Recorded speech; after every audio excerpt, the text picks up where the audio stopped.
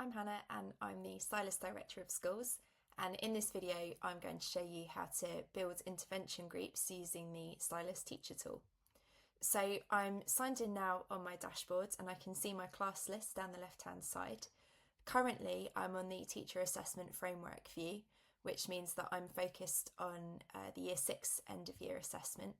If I want to, I can switch on to strands and topics instead, so this might be more appropriate for younger year groups. So for now, I'm going to go back to the Key Stage 2 standards and statements and look at this TAF view. So let's assume that I have a small group of students who are perhaps secure in reading and maths, but haven't yet reached the expected standard for writing, and I want to know what I might focus on with them. I go into the Students tab first of all, and I can select my group. So let's say that maybe Hemingway, Fitzgerald, and let's put Virginia Woolf in there as well. These are my 3 students who haven't yet hit the expected standard for writing. So this is now filtering out across every piece of work that those students have done, just those 3. In the top row, I can see the aggregated score.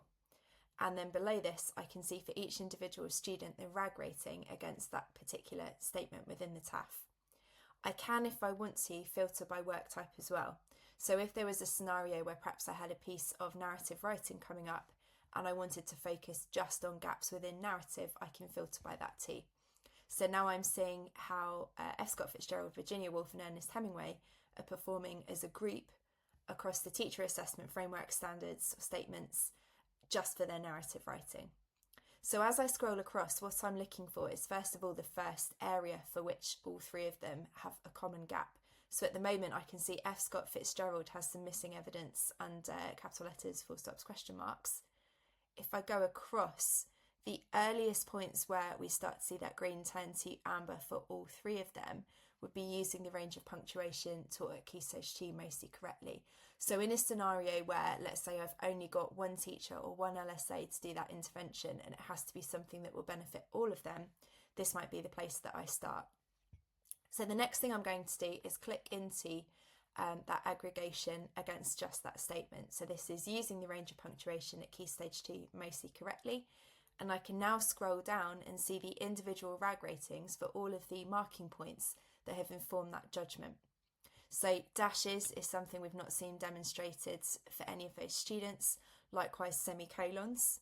So I might decide that my intervention session will focus on getting all 3 of them to provide some evidence of how to use a semicolon, how to use a dash.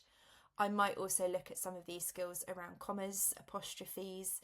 It looks like there's errors within perhaps exclamation marks as well, and commas after fronted adverbials. If I wanted to see more specifically how those scores have been reached, I can click into this by piece view, and this will give me the same information, but now across all 3 students individually. So for Hemingway, again, it's that gap with semicolons and dashes. He looks pretty secure in everything else. F. Scott Fitzgerald, again, semicolons.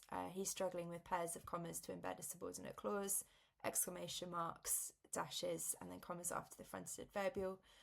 Virginia Woolf, looks like she's a little better on this, but dashes, again, is a gap for her. Apostrophes is a gap for her. Commas to embed subordinate clauses in the middle of a sentence. So depending on how much other evidence I have, if I want to remove that filter and look whether those skills have been demonstrated elsewhere, or if I want to just keep focused on narrative, this can then tell me what I might focus on in that intervention group. I can also pop out the window here to see the original scan of what those students wrote. So this is showing me the most recent narrative piece that is informing that particular judgment. If I go back to the original dashboard's homepage here, I might decide to bring in all work types, see if that changes my judgment. So again, I'll just go back into using the range of punctuation, back into that aggregated view, and it looks as though it's probably still those same 2 areas that I would be focusing on. And that now gives me a really specific focus for my intervention session.